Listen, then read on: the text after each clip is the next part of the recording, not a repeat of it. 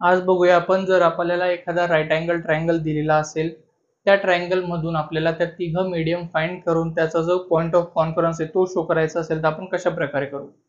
सगळ्यात पहिले काढू आपण एक राईट अँगल ट्रायंगल।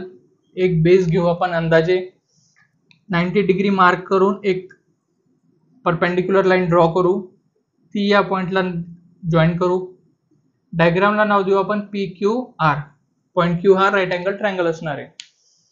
आता मीडियन फाइंड करण्यासाठी काय करायचं, आपल्याला तिघ लाईनच्या बायसेक्टर फाइंड करावे लागतील। कशी फाइंड करायची, Q आणि R, Q वर कर्कटक ठेवायचं, मोर दॅन हाफ डिस्टन्स घ्यायचा अंदाजे, एक आर्क वरती एक आर्क खालती, सेम डिस्टन्स ठेवायचं R वर, एक आर्क वरती एक आर्क खालती। जे आर्क आलेले ते लाईन मधून जॉईन करायचे।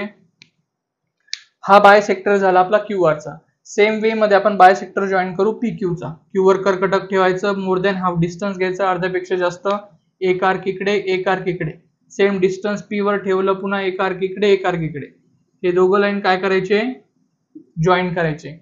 ही बायसेक्टर झाली आपली PQ ची।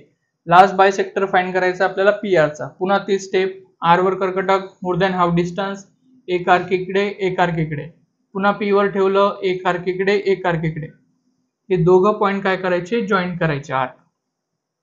तिघं पॉइंट जे ते तुमचे ह्या PR वर म्हणजे हायपोटेनियस वरच जॉईंट होतील ना, त्या हायपोटेनियसच्या बाहेर जातील ना, त्या हायपोटेनियसच्या मध्ये येतील।